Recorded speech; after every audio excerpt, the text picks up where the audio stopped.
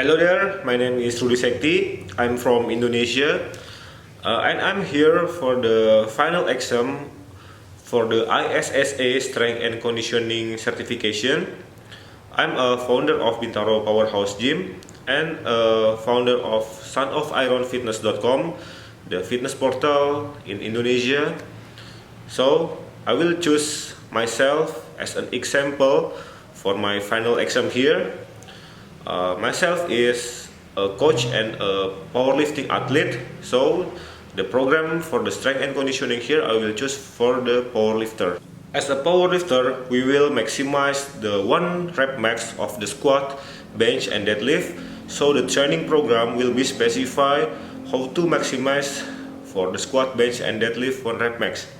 Before I jump into my training program and the deadline of the competition, I will test my previous 1 rep max on squat, bench and deadlift. My 1 rep max for the squat is 170 kilos and my 1 rep max for bench press is 120 kilos and my 1 rep max for the deadlift currently is 220 kilos. After I assess my 1 rep max, so I can arrange my training program so I can retest it later, maybe in 12 weeks. So I can compare my previous 1 rep max in squat, bench and deadlift and the next 12 weeks 1 rep max in squat, bench and deadlift, and I can see how my training program is working or not.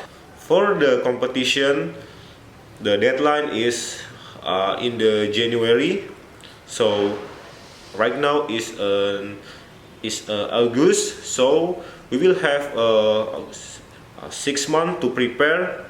So I will divide the training block into two training block.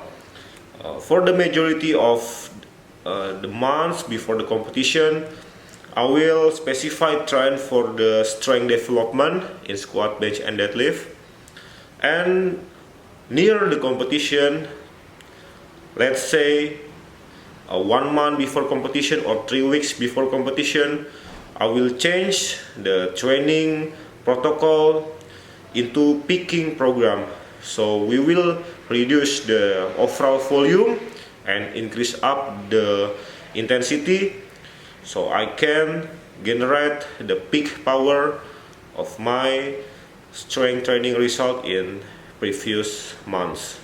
In this 12-week training block in strength development, of course I will focus and specify primarily on the squat, bench and deadlift. So I will arrange my training program focus into that, and some accessory that have a carryover to my squat, bench and deadlift strength development. In my training layout, I will train 6 days a week with this layout.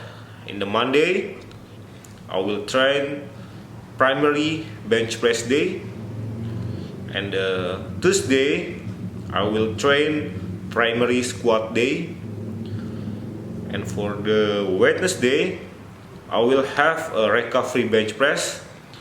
I still do bench press but with lower intensity, so I can make up the technique and have the carryover to my bench press without taxing my fatigue and have my body to recover.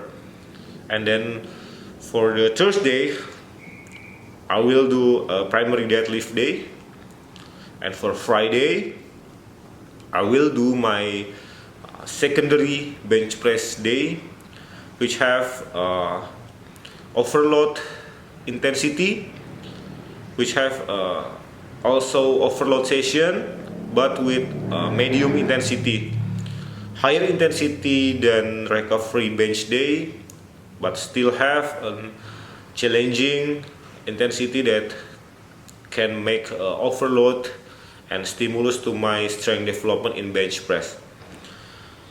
And the Saturday I will train my secondary squat day and combined with secondary deadlift day.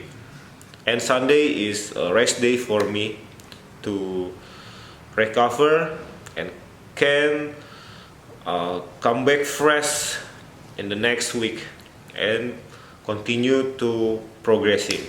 So there's a layout of my training program. So we'll jump into detailed what I do in this particular day. I will make an example for this day is for the primary squat day, which is in Tuesday right now. Before I jump into the training, I will do some warm up first. The warm up is include low intensity aerobic warm up in the stationary bike. It's like 5 to 10 minutes of low intensity bike. The purpose is to increase my body temperature, so can minimize the risk of injury. And after that, I will do some dynamic stretching that have specified to the muscle that working in my squat. So I will show you the video what I really do for my warm up. The first warm up is low intensity cardio with the stationary bike. I do for the 5 minutes, have to up the temperature of my body so I can start the workout safely. And next, I do a warm up for my breath. I do 90-90 breathing. The instruction is you can lay down on the floor with your low back flush against the floor and lift your upper back with your hamstring. And then you can take a deep inhale and store it in your stomach and then up to your chest. Hold it for 3 to 5 seconds. And then you can breathe out forcefully through your mouth like you blow up from the straw. And then you can repeat the process to 10 or 15 breaths. The 90-90 breathing can be beneficial for you to increase the core temperature, so will make you easier to bracing the core while you squatting, which is very important. The next warm up is the dead bug. The instruction is you can lay down on the floor and keep your core tight, and then you can extend your arms with your opposite legs simultaneously. You can do it 10 times, each arm and each leg. The key in the dead bug is you can train your core stability, will help you when you lifting heavy in the squat. And you can also feel the glute activation when you extend your legs. The next warm up is the glute bridge. The instruction is you can lay down on the floor, then you can lift your glutes while maintaining your back is straight. So you are not lifting with your lower back, but you lift with your glutes and hold it in the top contraction for 1 until 2 seconds. And it can be beneficial to activate your glute muscle, which one of the key muscle when you squatting. The next warm up is the bird dog. This is rather similar with the death bug, but we do it in the different position. The instruction is you can position yourself like in this video, and then you can extend one of your arm with your opposite leg simultaneously while keeping your core tight and stable, and avoid the torso rotation while you doing that. The purpose of this exercise is to train your core stability, glute activation when you extending your legs, and the anti-rotation from your torso, which all of those things can have so many carryover while you squatting. The next exercise is ankle dorsiflexion stretch. You can do it on the chair like in this video. The instruction is you can push your knee forward until you can go past through beyond your toes while keeping your heels have a contact with the chair. This function of the exercise or the warm-up is to stretch your ankle and your calves so you can put your knee flexion towards the maximum range, and it can have a beneficial and a good carryover while you're squatting, and your knees can travel forward without your heels go up from the floor. The next warm-up is a goblet squat. In this warm-up, you will have a similar movement pattern as you are really squatting. The instruction to the goblet squat is you can hold a weight plates on your hand and then you can squatting down slowly. The function of a goblet squat is you can find and address any discomfort when you are doing the squat movement pattern and get your body ready for the real squat. After I came up with a lot of exercises and warm up for the core stability, dynamic movement, and the squat pattern, now is the time for the warm up for the specific squat movement. I will start with the empty bar squat.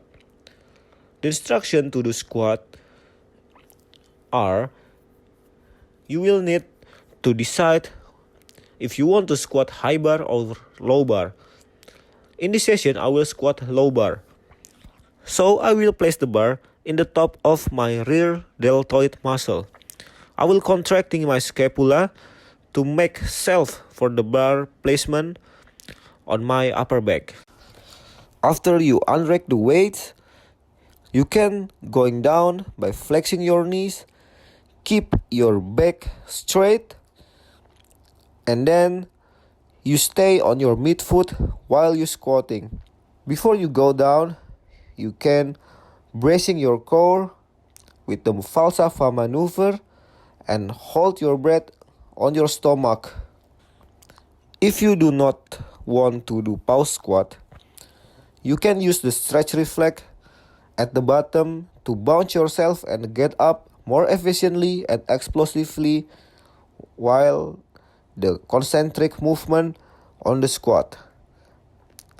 Keep your core tight, keep your back straight for the entire movement, and after you get up, after you fully stand up, you can exhale and then you can repeat the same process from the breathing. Go down with the knee flexion, keep everything tight, and do as the reps you desire. After you do the empty bar squat, now you can do the potentiation warm up. Increase the weight on the bar gradually, little by little, to get your nervous system ready for the heavy weight on your top set. I plan to do 150 kilo on my top set. So I will increase the weight gradually until I reach my 140 kilo on my top set. This is my first working set. In this set, I will work my 80% of my 1 rep max percentage with 3 reps. The exact weight is the 150 kilos. In this set, I will do the tempo with this 80%. Why I do tempo? Because the purpose is I want to address any technical deviation with the heavy weight, so I can correct if I'm doing something wrong. I only do one set of this tempo with the 80%. The instruction is still the same like you do the normal squat. Before you execute, make sure you do the falsafa maneuver. Bracing your core, inhale and keep your air on the stomach. Keep everything tight and then you can go down by flexing your knees. But in the tempo, you can go down slowly like 3 or 5 seconds. The next working set, I will work on my 75% of my 1 rep max in the 3 set of 5. Before I unrack the bar, I will make sure, and you guys will make sure you find the comfortable position on your low bar squat starting position.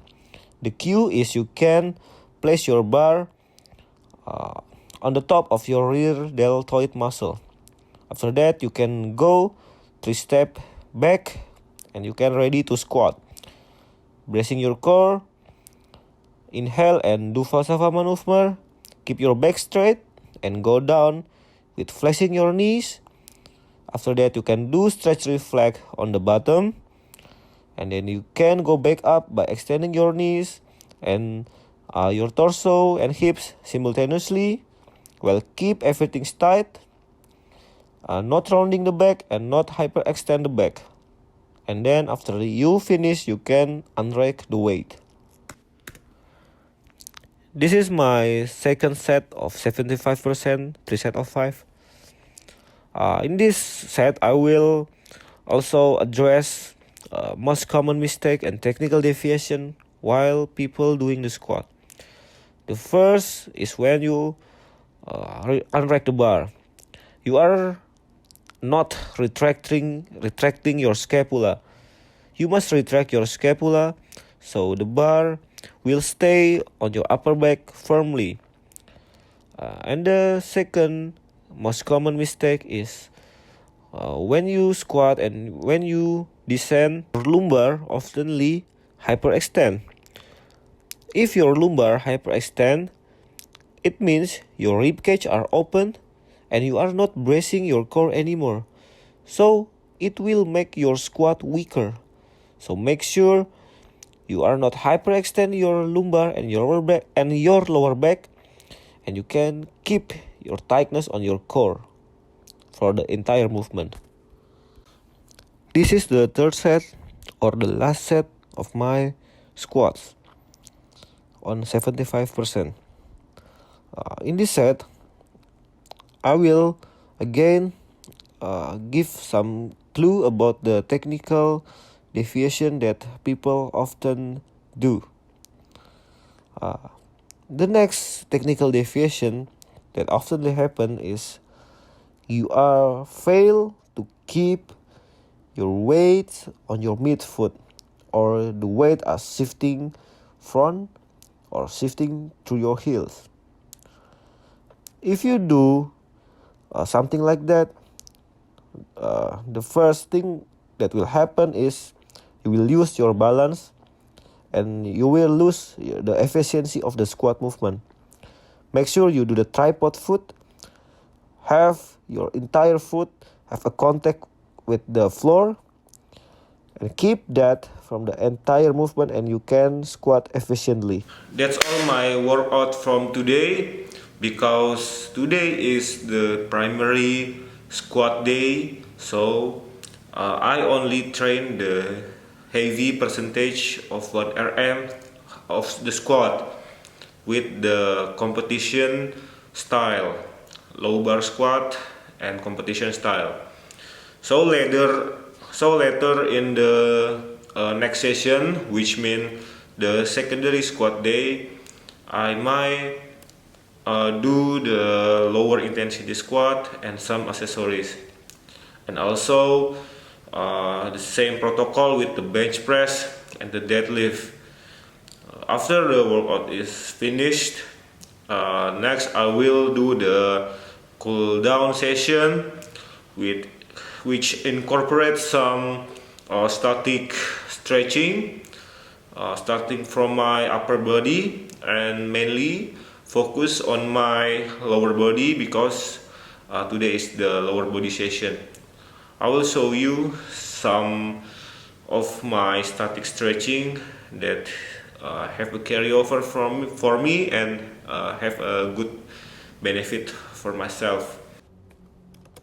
The first static stretching that I use to cool down is the full body extension, like the lumbar extension and the arms extension will work and stretch my lower back, the lumbar and the shoulders, triceps also. And the next I will stretch my hamstring for several seconds. And next I will do Cossack squat stretch. I will touch my toes while doing the Cossack position. It feels really nice on my thigh. And after that, I will do a cat cow. The good static stretching for my lumbar, lower back, and entire upper back. Make sure you hyperextend and protract your lumbar. Very good for the cool down.